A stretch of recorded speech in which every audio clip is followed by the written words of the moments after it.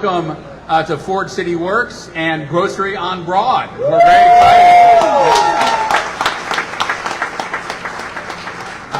For those of you I haven't met yet, my name is Ben Duba. I'm the Executive Director here at Ford City Works. We could not be more excited to celebrate this moment with you. It's been kind of 2 years in the making to get to this point, and we are so thankful. There's so many people in this room that need to be thanked, including the folks who are up front, our partners at Connecticut Foodshare, the city, Congressman, and the work you've done, the Hartford Chamber of Commerce. This is one of the Heartlift projects, so another example of kind of a real win there, as well as some of our corporate sponsors and supporters, CVS Aetna, Hartford Healthcare, so many that have been supportive of this project.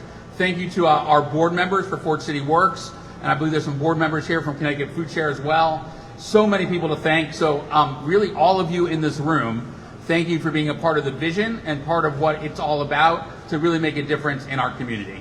As I've been saying all along, there are really three things that the grocery store on Broad is all about. The first is food access. And we know in the city of Hartford that that is an issue for all of us. As I've been saying, I live 3 minutes away in downtown, and I still have to leave Hartford to go shop for things like fresh meats and produce and those kinds of things. And no longer. I canceled my Instacart subscription yesterday. So. The second thing that this is all about is fighting food insecurity. We know that increasingly that is a challenge for so many in our city, in our neighborhood. The numbers that we're seeing, and Connecticut Foodshare can elaborate on that, but the numbers are really through the roof and really to the point not of just being sad, but honestly, it should stir anger in us, right? In the most affluent state, in one of the most affluent countries, that the number of people and children who deal with food insecurity, it should no longer be like a side issue. It should make us angry. It should move us to action. The sliding scale means tested model here will be part of a solution to help address that issue. It's not the whole solution, but it is part of a dignified way of dealing with food insecurity and nutrition insecurity in our neighborhoods. And then the third thing, yeah, you can cheer for that. That's good, right? And the third thing that this is all about is about economic opportunity and economic development here in the Frog Hollow neighborhood. It's core to what we do at Ford City Works. Our job training is really what we're about, along with the food access issue, and that you'll see our job trainees learning here. We think this is particularly a great opportunity for first-time employment for at-risk, disengaged youth. Right? There's been a good conversation going on this past year about 119,000. Right, at-risk, disengaged youth throughout the state of Connecticut. And while some of those solutions are around education reform and providing more opportunities after school and summers and all the things that the city's been doing, we also know that job pathways and career pathways are critical. And I don't know about you, but grocery store was my first job, and I remember learning a ton of things that have actually been useful to me all along since then. So we're excited that this will be part of our job training program. So that said, I want to introduce to you Jason Jakubowski, who Jason has been a friend of mine going back longer than we want to admit, but we were on the same floor. 2-3 years. Yeah. We were UConn undergrads together many years ago. And really Jason's vision and willingness to think outside the box has been one of the catalysts that has gotten us to this point. So, Jason, it's yours. Thank you. Thank you, Ben. Ben and I do have a mutual non-disclosure agreement between us and everybody else who lived on our floor back at Buckley Hall about 30 years ago. But doing this is great. Being able to do this with a longtime friend and a true visionary is really means a lot to me. So I appreciate that very much. If you work at Connecticut Foodshare, raise your hand because there's so many of you here. Thank you all for being a part of this. I will single out two folks. One, and I know he's not here, Joe Gianni, who's the market president of Bank of America, who serves on our board. This was a project that he cared very much about. He was with us, John, in the depths of summer on a very, very hot day, walking around the neighborhood. And Jenny Hirsch, my chief of staff, this would not have happened without her. So you should take a lot of pride in what we've got here, in what we've got here today. Ben is 100% correct. There are a lot of issues dealing with food insecurity here in the state of Connecticut. A couple weeks ago, Feeding America announced their annual Map the Meal Gap numbers. We had a press conference, a bipartisan press conference at the state capitol, where we announced the numbers for Connecticut. 23% increase in food insecurity in the last year. There's 480,000 people in the state of Connecticut who are food insecure. It was 1 in every 9 children. It's now 1 in every 6 children. And when you look at the disparities between communities, 1 in every 4 black residents, 1 in every 4 Hispanic residents are food insecure in Connecticut. 1 in every 11 white residents are food insecure. These are unacceptable numbers, and we recognize that one of the biggest issues are the food deserts that exist in Connecticut. Not just in urban areas, by the way. There's a lot of small rural towns in Connecticut that face the same issue that you face in Hartford, New Haven, Bridgeport, etc. And that's why what we're hoping to do here is come up with a potential solution. And I think what we have to remember is that there's a lot of people in this world, even in the richest state in the country, who are hurting. I'm going to go off script for a second, which means that Jenny and my staff's going to kick me. Government has a role in this. Last week, the U.S. House Agriculture Committee approved, on a party line vote, a new farm bill. And I got to tell you, it's a lousy bill. It's a lousy bill that's going to hurt people here in Hartford. It's going to hurt people in this congressional district. It's going to hurt people in the state of Connecticut. And I was so proud when I saw that they had done that. First 2 people that I hear from, the first 2 people I see on the news, one is our good friend Johanna Hayes, who serves on the Agriculture Committee, saying that this is unacceptable. And the second was my Congressman John Larson. And Congressman, we appreciate, I will say that I serve on a national policy group for Feeding America.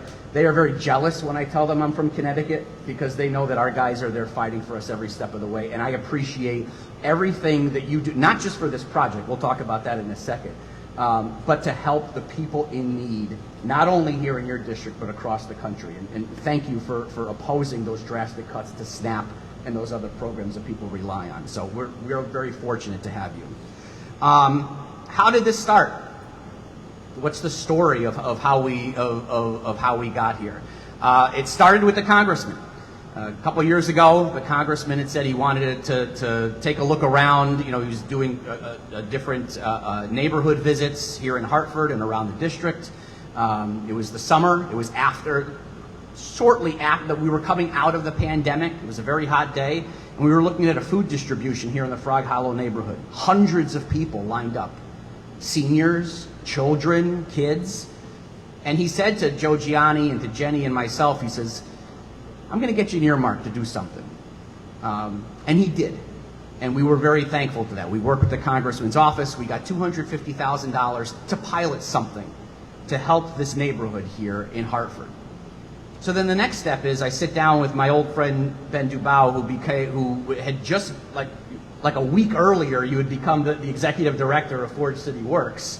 So I'm sitting there congratulating him on this. Oh yeah, by the way, here's an idea. Let's talk about this. And you know, most of the time you talk about an idea of, you know, maybe doing like a neighborhood grocery store or something like that. And you know, I'd expect a new CEO to say, well, that's a great idea. Let's park it for a while. Let's think about it.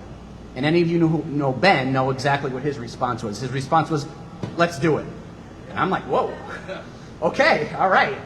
So now we have a financial commitment, we have high-level government support, and we've got a partner organization on the ground here that was in a position to be able to run something like this. We were not at Connecticut Foodshare. We could support it, and we do support it financially. But we're a food bank. We're not in a position to be able to run this. Sat down with Ben and his staff, and over the course of 2 years, and over the course of working with a lot of different people, many of whom are here in the room today, we got to the point in which this room, which was basically just an empty box, is now a fully functioning grocery store for this neighborhood. And it's important to remember that big things can sometimes come from little ideas. A walk around this neighborhood 2 years ago with the congressman resulted in where we are here today. And we appreciate everybody that was involved, all the organizations that Ben had mentioned. Of course, Julio and the Hartford Chamber of Commerce. I'm not just saying that because you're carrying a very, very large pair of scissors there, which hopefully will be used to cut a ribbon at some point in time. But we appreciate all the support from everybody. The city of Hartford in particular has been very supportive of what we have done here. And it is my pleasure to introduce, can we still say new mayor? I mean, you've been here for like 5 months. We'll still say new mayor. Arunan is not only a dear friend, but one of the finest public servants I think I've ever met in my life. He's dedicated to the neighborhoods of the city. That was a main platform in his campaign. And I think I could tell you, from my perspective, we've already seen that in the first 5 months of his administration, how much he cares about the neighborhoods and how much he cares about the people of this city. And Mayor, hopefully we've done something good here for you and for the Frog Hollow neighborhood. Appreciate all of your support. Want to introduce Mayor Arunan Arulampalam.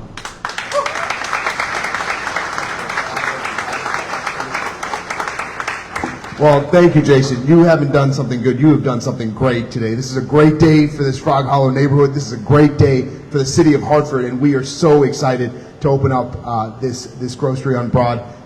Thank you, Jason, and Foodshare for all the work you do. Congressman Larson, I'll say a few more words a little later, but just always a champion for this city of Hartford, this capital city. Julio and our friends at the chamber, we love cutting ribbons. We love when Julio shows up because there's always a ribbon involved.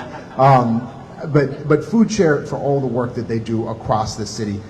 Jason gave you the numbers. I can tell you, having kids in our community go to school hungry each morning, having families grow up and not knowing whether they are able to put food on the table. For so many families across Hartford, this makes such a huge impact, but the ways in which Foodshare thinks innovatively about how to feed people in our community, how to ensure that there is a sustainable source of food for families in our community is remarkable. You're a remarkable organization. Jenny, Jason, all of this Foodshare team, thank you guys. And Ford City Works, which is an organization near and dear to my heart for a number of reasons. I was on the board at Ford City Works for a number of years. I was the first one who said, hey, you guys should think about talking to Ben DeVoe, who's been a good friend of mine, not as long as, I haven't known him as long as Jason has, but somebody who, as Jason said, just thinks so innovatively about what it looks like to make an impact on this community. And what I love about the organization is that they don't stop at just doing good things, at just meeting needs. They think so strategically about how to empower communities. It's not enough to just create a restaurant over there at the old Firebox, Fire by Forge, which if you haven't been to it, it has some of the best food in the state, some of the best coffee in the coffee capital of Connecticut. A wonderful place, but it's a jobs training program. And it's not just a jobs training program, but they pay a living wage. And so there's a tip optional model because everybody there earns a living wage. It's a model for what restaurants across the state should look like. This grocery store is not enough to just provide fresh food in a neighborhood, which by itself is remarkable, but it's a training program, and they are empowering the community while providing such a needed asset in this community. And let me speak a little bit to why this need is so great. Many of you know I live about a block and a half over that way, so this is my neighborhood grocery store now as well. And just like Ben, we don't shop in the car that often. We order usually online, but if we were to go to a grocery store, we'd have to hop in the car and drive out somewhere, because Hartford, as a city, has one grocery store in the entire city. West Hartford's got 7 grocery stores, so on a per capita basis, West Hartford has 14 times as many grocery options as we do. And our one grocery store, if you live in this neighborhood, you'd have to hop in a car. But if you don't have a car, and 60% of the residents of this Frog Hollow neighborhood lack meaningful access to a car, so it's a privilege that I get to hop in a car if I want to and drive somewhere. You'd walk almost 40 minutes to get to the closest grocery store. But this morning, when I took my kids to school, they go to school less than a mile down the street on Broad Street. I counted on the way. You pass 7 bodegas and corner stores. You've got 7 options on the way that provide you processed chips and Fritos and Takis and the rest of it, donuts, but not what you see here. And so, the food that most families in this neighborhood are consuming is the kind of food that we know from science will kill you. There is a reason that living in this neighborhood, living in many neighborhoods in North Hartford, literally steals years off of citizens' lives. It is taking years, in many cases over a decade, off of our residents' lives. And somebody said this before, in one of the wealthiest states, in the wealthiest country in the history of America, it is criminal that we don't have food options that allow people to be fed like whole people. And so this store here is not just a store, it is a seed of hope in this neighborhood, a seed of hope in this city, and we're going to try to replicate this in North Hartford as well, a seed of hope for what this community deserves and what this community can look like, and I appreciate all of you who are part of that.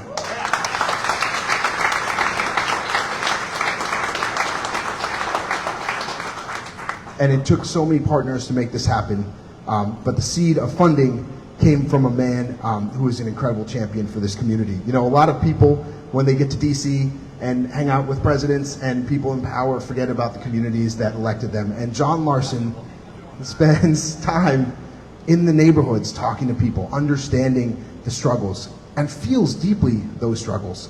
And every day goes to Washington to fight for communities like this. So thank you to our Congressman, John Larson.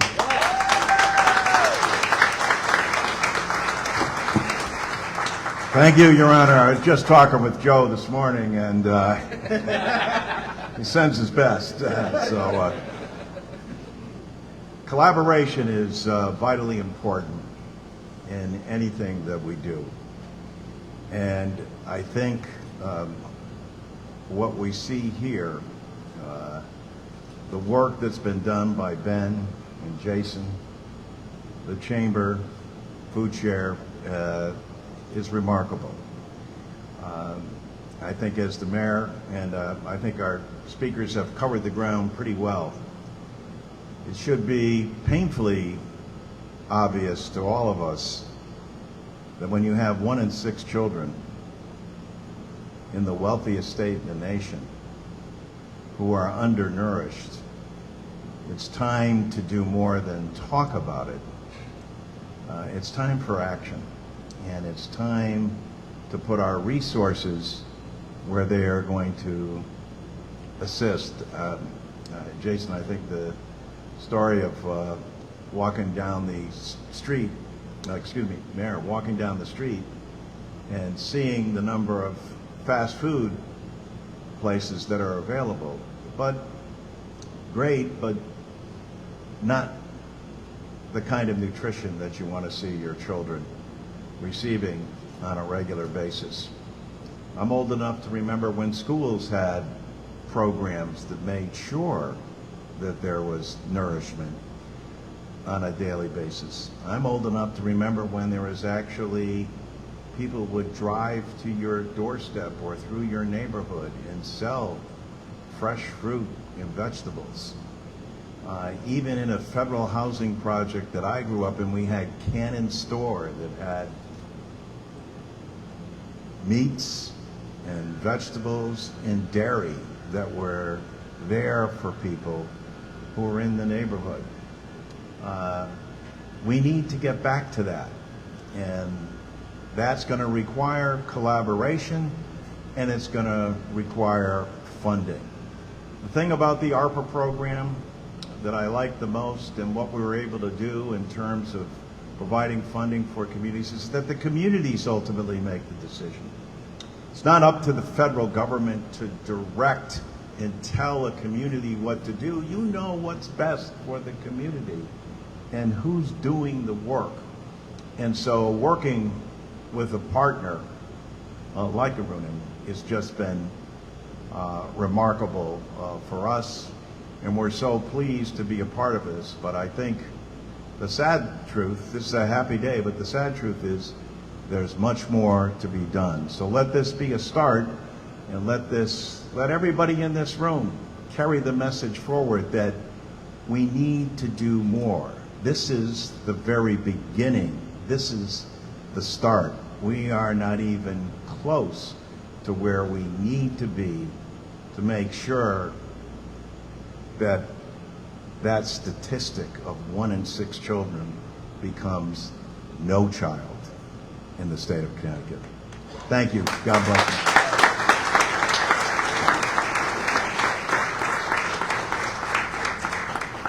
Thank you again, Congressman. Thank you, Mayor. Thank you, Jason. Thank you, all of you.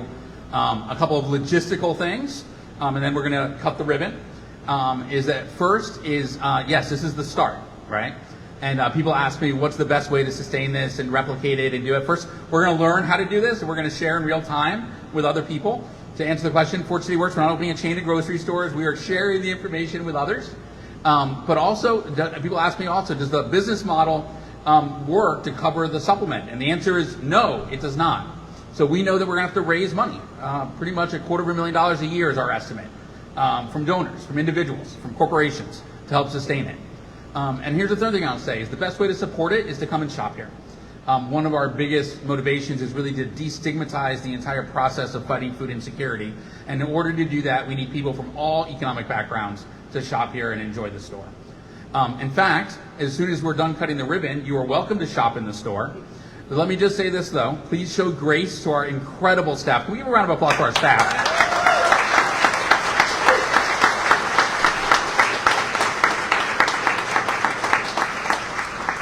They hate the spotlight, but they deserve it. Myra Rivera, who's our general manager, Heidi Stecklin, who's our associate manager, our grocery associates that have started and been trained. Literally, the first person to check out will be like your first actual transaction. So I'll be patient with them. But feel free to shop. There's some sandwiches and salads and grab and go. Make your way over to the restaurant as well. And so enjoy being here. But show some patience to the staff. So thank you so much for all your support and continued support as we move forward with this project. And Julio, if we can come up and let's make this happen. Yeah.